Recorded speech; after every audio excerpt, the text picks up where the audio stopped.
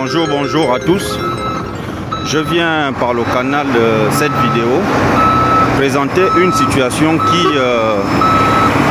qui est inquiétante, une situation assez grave par rapport aux travaux que font la société Afrance. Là, je suis présentement aux Deux Lions, le quartier d'Idmekounanam. Aujourd'hui, le commun des mortels appelle maintenant Deux Lions. Donc, là, vous voyez, juste devant, il y a un panneau de la brigade de contrôle des produits forestiers de Ntoum. Donc, nous sommes juste avant les eaux et forêts. Avant les eaux et forêts, nous avons un lac. Un lac qui ne cesse d'inonder la population de ce quartier. Tout simplement parce que il y a quelques années en arrière, une société était passée par là qui devait effectuer les travaux de cette route. Après leur passage, ils ont dû boucher la buse qui prenait de l'eau de ce lac et évacuer ça en face du lac, dans l'autre côté. Cette buse a été bouchée par cette société. Je crois à l'époque c'était Entrepôt, si je ne me trompe pas.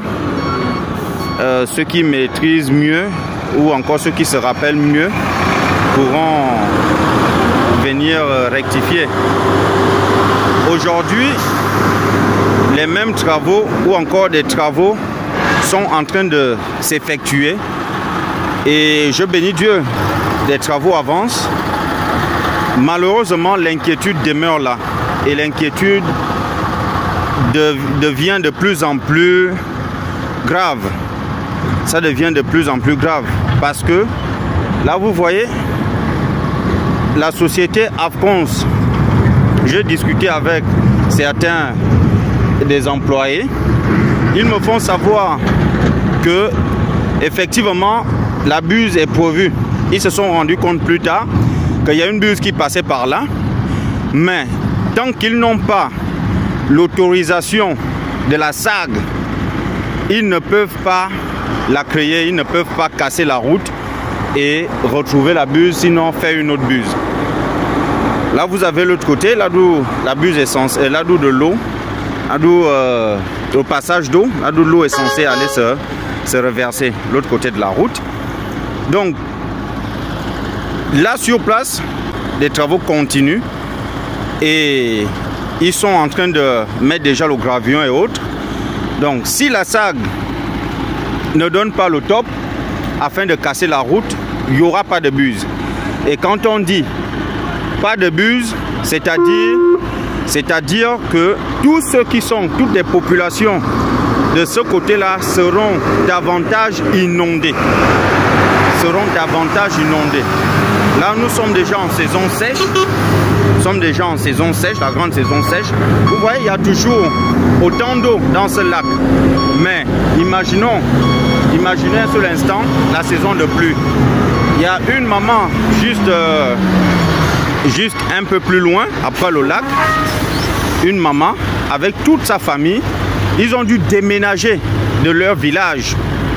Ils ont déménagé, aujourd'hui vivent chez les parents. Une maman du 3e âge et toute sa famille. Maman Ariel, maman Ariel. Parce que je suis de ce village, je connais l'histoire de ce village. Voilà une route qui rentre juste avant le lac. Cette route sert pour tous ceux qui vivent derrière, toutes les populations. Vous voyez un camion qui vient dans de l'eau. Il vient dans de l'eau à cause de ce lac. À cause de ce lac. Vous voyez, je suis même dans de l'eau. Dans de l'eau. Dans de l'eau. À cause de ce lac. Donc, le lac, tout simplement parce que la buse est totalement fermée. Vous voyez ce que ça cause par l'arrière. Là, nous sommes derrière, juste après le lac. Donc, la route qui sert à tous ceux qui vivent derrière, c'est cette route-là qui nous sert tous. Mais cette route-là est inondée. Si ce n'est pas ces camions-là, aucune petite voiture, même pas des 4x4 n'arrivent plus à circuler là tranquillement. Alors qu'il y a des années en arrière, on n'avait jamais eu ce problème-là avant le passage de cette société qui était venue boucher ce lac. Donc voilà la situation que nous vivons. Vous voyez, juste derrière, vous apercevez les maisons. Et ce matin encore, j'ai discuté avec des agents d'Afrance que j'ai trouvés sur place. Ils me font savoir que effectivement, ils doivent construire cette buse-là. On doit construire la buse et on doit couper la route. Mais tant que la salle n'a pas donné l'autorisation, malheureusement, ils ne peuvent rien faire. Alors, je les ai posé la question de savoir, donc s'il n'y a pas d'autorisation venant de la salle, ces populations devaient continuer à être inondées. Ces populations qui ont déjà déménagé ne pourront plus rentrer chez eux un jour. Ces terrains-là doivent être inondés, ces maisons doivent être inondées et rester comme ça dans l'eau. Ils m'ont répondu que malheureusement, monsieur, malheureusement, c'est la procédure. C'est la procédure. Donc là, voilà la situation. Nous avons besoin de l'intervention des plus hautes autorités. Des plus hautes autorités.